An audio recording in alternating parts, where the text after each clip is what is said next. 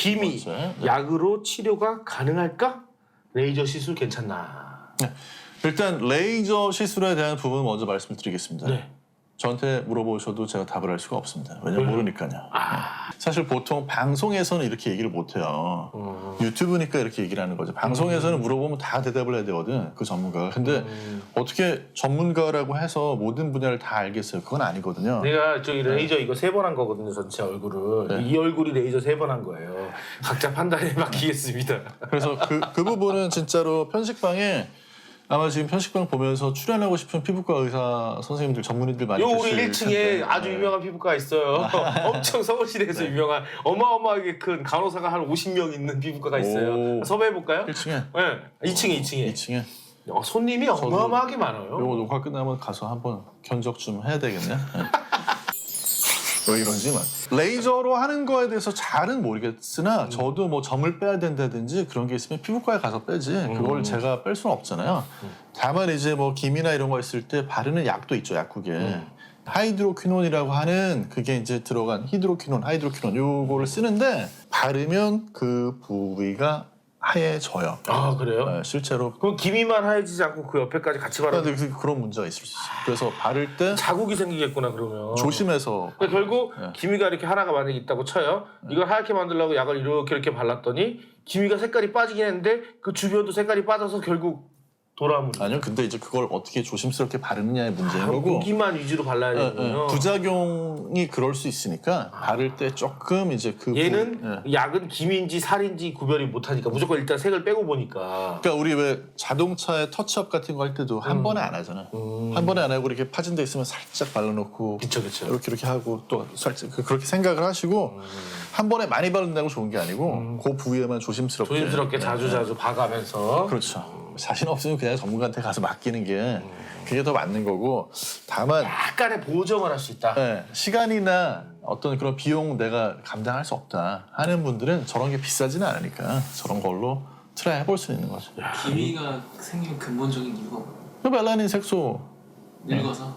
그러니까 멜라닌 색소가 침착이 돼가지고 그런 거야. 그거는 햇빛 때문에 그럴 수도 있고 자외선 때문에 그럴 수도 있고. 그러니까 햇빛 속의 자외선 같은 게 특히 문제 중에 하나거든요. 그래서 그런 거를 물론 뭐 유전적인 거나 이런 것도 있겠지만 나이 들면서 자꾸 피부에 그런 게 생기는 걸 막아주려면 평소에 자외선 차단제 열심히 발라주는 게 좋고, 그다음 또 하나는 뭐가 있냐면 흡연.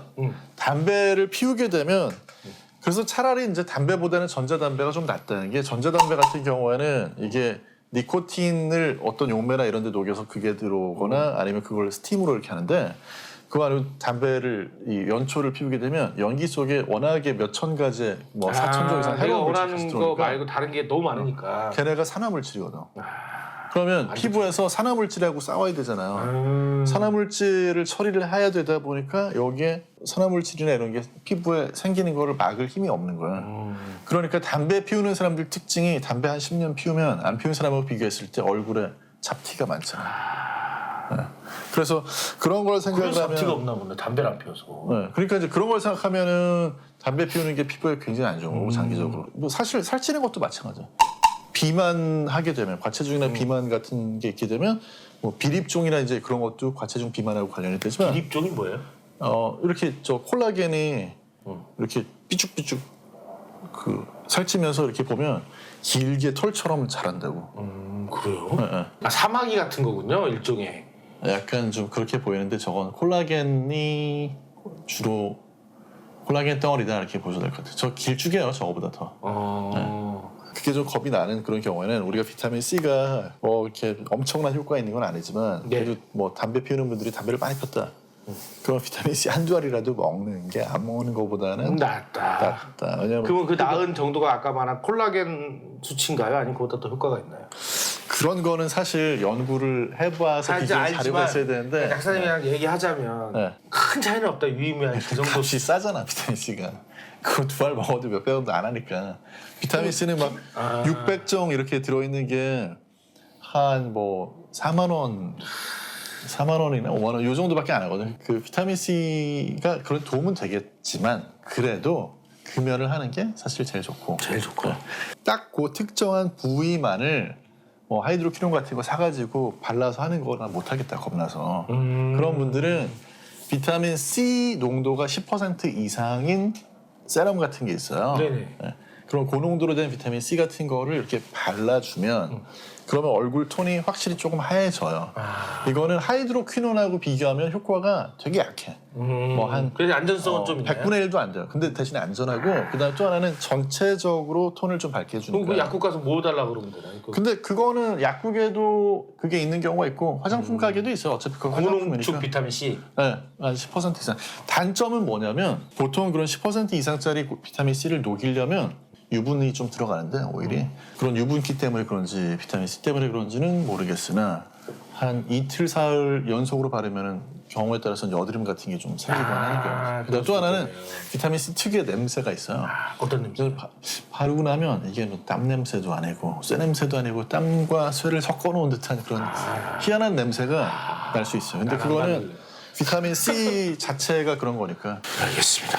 자, 그러면 기미 약으로 치료가 가능할까? 아니면 약으로 치료하도록 노력해 볼까요? 어느 정도까지는 가능하고요. 그게 잘 안 되거나 답답한 분들은 피부과 가셔서 상담을 받아보시는 게 더 좋습니다. 날 좀 봐.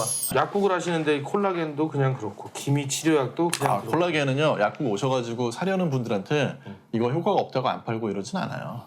왜냐면 그거는 본인이 그렇잖아요. 콜라겐을 본인이 효과가 있다고 생각해서 와가지고 사가시는데 그거를 제가 이거 효과 없어요. 사가지 마세요. 그런 약사가 어디 있어요 세상에.